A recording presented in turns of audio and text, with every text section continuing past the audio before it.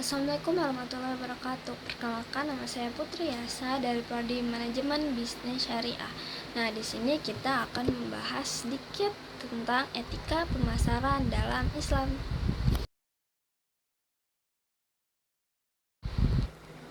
Pernahkah kalian merasa lelah dengan iklan yang ada di mana-mana? Buka media sosial ada iklan, nonton video ada iklan, tapi masalahnya bukan cuma jumlahnya, melainkan isinya. Janji manis yang ternyata sangat pahit.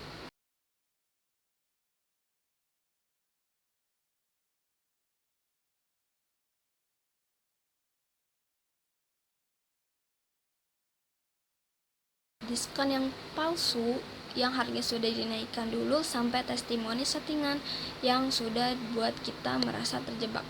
Dunia pemasaran hari ini seringkali terasa seperti hutan rimba. Siapa yang paling licik, dia yang menang. Tapi benarkah untuk sukses dalam bisnis kita harus mengorbankan kejujuran? Benarkah profit harus selalu berbanding terbalik dengan etika? Teman-teman, selamat datang di video ini. Hari ini kita akan membedah sebuah konsep yang luar biasa, etika pemasaran dalam Islam. Kita akan belajar bahwa bisnis bukan cuma soal menimbun harta, tetapi tentang membangun berkah. Mari kita mulai. Sebelum kita masuk ke teknis, kita harus paham satu hal dasar.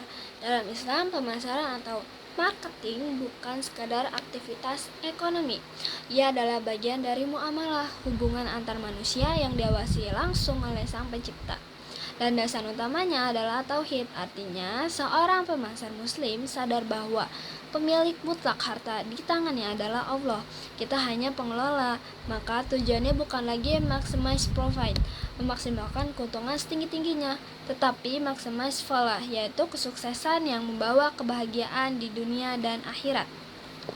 Dalam Al-Quran, surat An-Nisa ayat 29, Allah dengan tegas berpesan, janganlah kamu saling memakan harta sesamamu dengan jalan yang batil, kecuali jalan perniagaan yang berlaku dengan suka sama suka di antara kamu. Inilah kuncinya, kerelaan atau antarodin.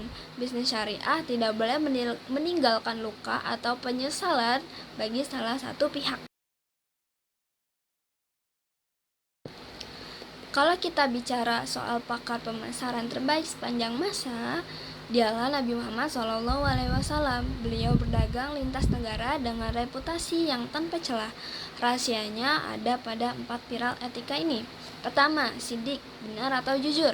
Di era sekarang, jujur itu mahal, tapi bagi pemasar muslim, jujur itu wajib. Jika barang yang kita jual ada lecetnya, katakan. Jika bahannya kurang sutra asli, jelaskan.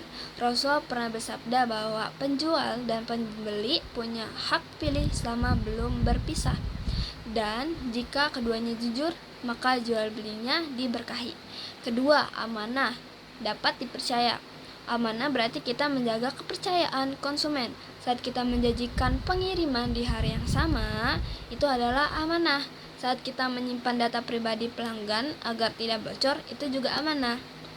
Ketiga, tablik atau komunikatif. Seorang pemasar harus mampu menyampaikan informasi produk secara transparan. Tidak ada yang disembunyikan. Iklan dalam Islam bukan untuk memanipulasi pikiran orang agar membeli yang tidak mereka butuhkan, tapi mengedukasi agar mereka terbantu dengan solusi yang kita tawarkan. Keempat, fatanah atau cerdas. Menjadi syariah bukan berarti menjadi kuno. Kita harus cerdas melihat peluang, paham teknologi, dan kreatif dalam membuat konten. Tapi kecerdasan ini digunakan untuk kemaslahatan, bukan untuk mencari celah demi penipu konsumen.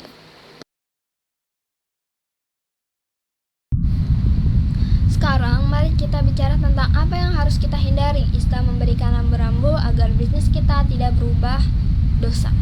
A few moments later.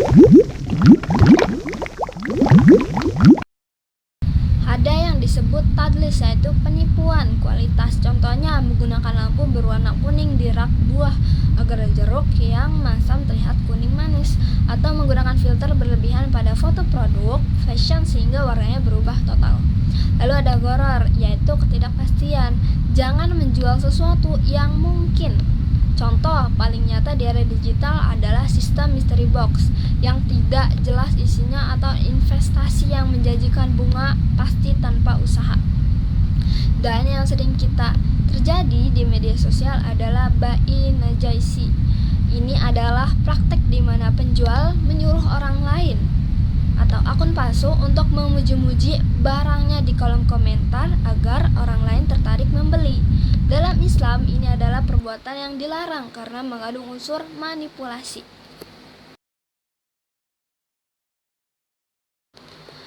Teman-teman, tantangan kita hari ini adalah di layar smartphone. Bagi para konten kreator atau influencer yang melakukan endorsement, ingatlah, saat kalian mempromosikan barang, kalian sedang memberikan kesaksian. Jika barang kalian itu buruk, tapi kalian bilang bagus hanya karena demi bayaran, maka ada etika yang dilanggar di sana. Islam tidak melarang kita kaya, Islam tidak melarang kita punya bisnis raksasa, tapi Islam ingin kita sampai ke puncak dengan cara yang terhormat. Lihatlah Abdurrahman bin Auf, seorang konglomerat sahabat Nabi. Beliau pernah ditanya apa rahasia suksesnya. Beliau menjawab, aku tidak pernah menjual barang cacat tanpa menjelaskannya, dan aku tidak pernah mengharapkan keuntungan yang berlebihan.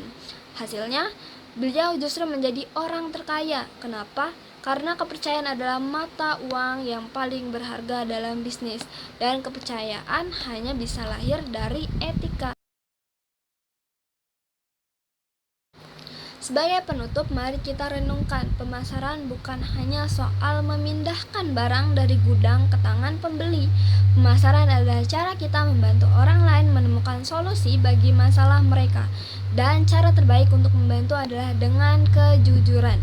Semoga kita semua, baik sebagai penjual maupun pembeli, selalu dalam lindungan nilai-nilai syariah. Karena pada akhirnya bukan seberapa banyak harta yang kita kumpulkan, tapi seberapa banyak keberkahan yang kita bawa pulang ke rumah. Terima kasih sudah nonton video tugas ini sampai habis. Jangan lupa tinggalkan pendapat kalian di kolom komentar. Menurut kalian, apa praktek marketing saat ini yang paling melanggar etika? Mari kita diskusi. Wassalamualaikum warahmatullahi wabarakatuh.